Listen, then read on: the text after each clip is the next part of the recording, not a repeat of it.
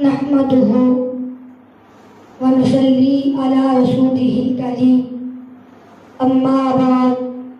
فأعوذ بالله من الشيطان الرجيم بسم الله الرحمن الرحيم قل لا أسألكم عليه أجرا إلا المودة في القربى صدق الله العظيم إن الله وملائكته يصلون على النبي يا أيها الذين آمنوا صلوا عليه وسلموا تسلیما۔ بآواز بلند درود پاک پڑھ لیجئے۔ الصلاۃ والسلام علیک یا سیدی یا رسول اللہ وعلی آلک واصحابک یا سیدی یا حبیب اللہ۔ خالق کائنات نے فرمایا قل لا اسألکم علیہ اجرا الا المودۃ فی القربى، اے میرے محبوب آپ فرما دیجئے میں اس تبلیغ پر تم سے کوئی اجر نہیں مانگتا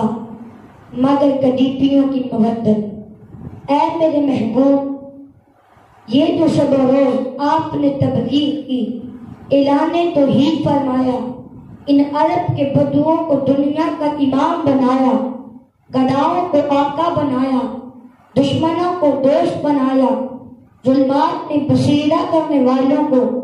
نور معرفت سے بسایا، نابینوں کو بینا اور جاہلوں کو عالم بنایا، بھولے ہوئوں کو راہ دکھایا، خدا سے بچھڑے ہوئوں کو خدا سے ملایا، ابو بکر کو صدیق بنایا، عمر کو فاروق بنایا، عثمان کو ذوالنورین بنایا، حیدر کو شجاعت کا تاجدار بنایا۔ اے میرے محبوب آپ فرما دیجئے تمہیں یہ سب کچھ میری معرفت سے ملا، نماز میری معرفت سے ملی، روزہ میری معرفت سے ملا، حج میری معرفت سے ملا، زکوٰۃ میری معرفت سے ملی، ایقان میری معرفت سے ملا، وجدان میری معرفت سے ملا،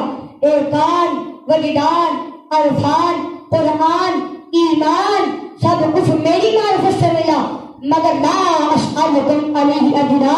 میں یہ سب کچھ خدا سے دلوانے کا کوئی اجر تم سے نہیں چاہتا، کیونکہ دنیا کا مال و متاع میرے قدموں کی دھول ہے، سی گزر میرے قدموں کی دھول ہے، سونا چاندی میرے قدموں کی دھول ہے، اعطیت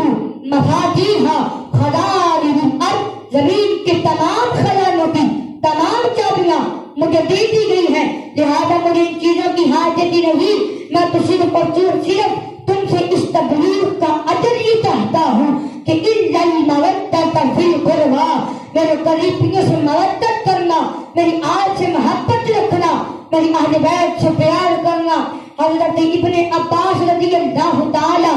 عنہ فرماتے ہیں کہ جب اس آیت کا نزول ہوا تو صحابہ کرام نے عرض کی وہ کون سے قرابت دار ہے، وہ کون سے قرابت دار ہیں جن سے محبت کرنا ہم پر واجب ہے؟ انا هو العلی والفاطمہ وابناہما، وہ علی ہے، وہ فاطمہ ہے اور ان کے دونوں بیٹے حسن اور حسین ہیں۔ اللہ تمہارا ایمان ہے اس طرح میرے آقا تمام نبیوں سے افضل اور اعلیٰ ہے، اسی طرح میرے نبی کی آل تمام نبیوں کی افضل، جس طرح میرے نبی کی آل تمام نبیوں کی آل سے افضل اور اعلیٰ ہے، جس طرح میرے آقا تمام نبیوں سے افضل اور اعلیٰ ہے، اسی طرح آپ کا شہر تمام شہروں سے افضل اور اعلیٰ ہے، آپ کا گیت تمام گیتوں سے افضل اور اعلیٰ ہے، آپ کا کلام تمام کلاموں سے افضل اور اعلیٰ ہے، آپ کا کلام تمام کلاموں سے افضل اور اعلیٰ ہے، جس طرح میرے آقا تمام نبیوں سے افضل اور اعلیٰ ہے، اسی طرح میرے نبی کی آل تمام نبیوں کی آل سے افضل اور اعلیٰ ہے، افضل ہے بل جہان سے، افضل ہے بل جہان سے، گھرانہ حسین کا نبیوں کا تاجدار ہے، نانا حسین کا ایک پد کی تھی بل حکومت یزید کی، صدیہ حسین کی ہے زمانہ حسین کا۔ سیدنا عمر فاروق آپ کا دور خلافت ہے، امام حسین کی عمر ابھی زیادہ نہیں ہے، ابھی بچے ہیں،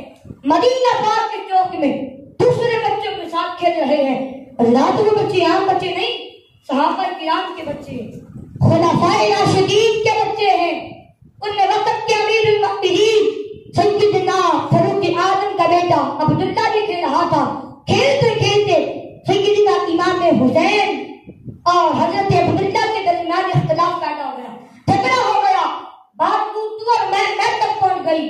امام حسین میدان میں آ گئے، علی کا لال پیش میں آ گیا، غصے میں آ کر سیدنا فاروق اعظم کے بیٹے سے فرمانے لگے، عبداللہ اس بات پر ناز نہ کر کہ تو امیر المومنین کا بیٹا ہے، تمہاری حیثیت صرف اتنی ہے کہ تم ہمارے غلام ہو، تمہارا بابا میں نانا مصطفیٰ کا غلام ہے، اگر تمہیں یہ شان، یہ شوکت، یہ مرتبہ، یہ عہدہ، یہ مقام، یہ خلافت ملی ہے تو ہمارے صدقہ سے ملی ہے۔ سیدنا فاروق اعظم کا بیٹا اس کا جواب نہ دے سکا، ارے جواب کیسے دیتا، بات ہی لاجواب تھی۔ سیدنا فاروق اعظم کا دست جگر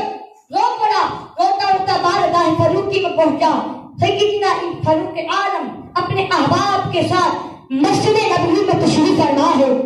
بیٹے کو تو دیکھا تو اٹھ کر سینے سے لگا لیا، فرمایا بیٹا کسی سے لڑائی ہوئی ہے، کسی نے مارا ہے؟ عرض کیا پوچھی فلاں مقام پر فلاں فلاں بچے کھیل رہے ہیں، ان میں امام حسین بھی کھیل رہے تھے، حضرت علی کے بیٹے حسین بھی کھیل رہے تھے، بلا کسی بات پر ان سے جھگڑا ہو گیا۔ انہوں نے کوئی تانا مارتے ہوئے کہا کہ عبداللہ اس بات پر ناز نہ کر کہ تو امیر المومنین کا بیٹا ہے، تمہاری حیثیت صرف اتنی ہے کہ تم ہمارے غلام ہو۔ بابا بتائے ہم کبھی کسی کی غلام رہے ہیں؟ ہمارا خاندان کبھی جب کسی کا غلام ہوا ہے؟ لیکن چچا علی کے بیٹے نے آپ کی اور میری عزت کا کوئی خیال نہیں رکھا، وہ آپ پر مجھے اپنا غلام کہہ رہا ہے، اور رات پر وہ آج کل سب نہیں تھے، آج کل کے وزیر نہیں تھے، اس کی جناب فاروق اعظم تھے، وہ عمر تھے کہ جن کی زبان پر خدا بولتا تھا، وہ عمر تھے، وہ عمر تھے کہ جن کی مرضی پر قرآن کی کئی آیتیں بھی نازل ہوئی تھی۔ سیدنا فاروق اعظم سن کر مسکرا پڑے اور مسکرا کر فرمانے لگے، ہر ایک کو میسر کہا اس دار کی غلامی، اس دار کا تو دربان بھی جبریل نہیں ہے۔ سیدنا فاروق اعظم کے بیٹے نے جب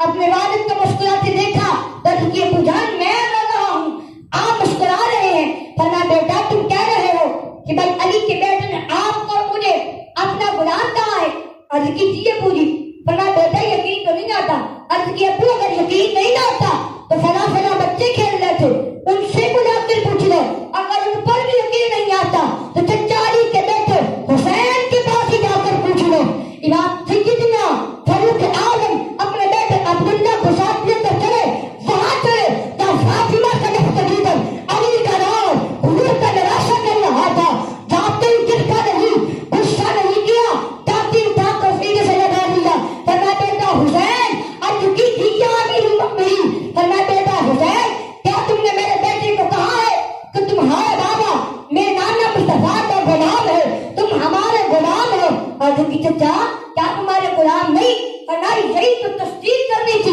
کہ تم نے کہا ہے کہ نہیں۔ سیدنا فاروق اعظم امام حسین کو سرکار کے روضہ پاک پر لے آئے اور فرمایا حسین تمہیں نانا کی عزت و عظمت کی تمہیں قسم، تمہیں خالق کی کائنات کی قسم، کل قیامت کا دن ہو اللہ تعالیٰ کی عدالت لگے تو اللہ تعالیٰ کی عدالت میں بھی یہی گواہی دینا کہ اے خالق کی کائنات، اے محتویٰ جلیل، اے بے نیاز، اے بے نیاز، میں حسین گواہی دیتا ہوں کہ میری فاروق کی ساری زندگی بے نانا مصطفیٰ کی غلامی میں گزری ہے۔ چچا حوصلہ کر، امام حسین نے کہا چچا حوصلہ کر، میں حسین ہوں، علی کا لال ہوں، فاطمہ کا نفس جگر ہوں، کل قیامت کے دن بھی تیری غلامی رسول کی گواہی دوں گا۔ حضرات کی محبت حسین اور محبت عمر ہے۔ آج ہر بندہ کہتے ہیں مجھے غلامی رسول پر ناز ہے، میں غلام رسول ہوں، پر یہ دعویٰ ہے اور مدری کے غلامی رسول پر بھی صدقے جاؤں، تیرا دعویٰ نہیں، تیرا تو گواہ بھی موجود ہے۔ سیدنا فاروق اعظم رو پڑے اور میں لوگوں عمر کے کی سمر کرو، سعادت کیا ہوگی کہ عمر حضور کا بھی غلام ہے، حضور کی آل کا بھی غلام ہے۔ سیدنا فاروق اعظم نے ہمیں یہ سبق دیا ہے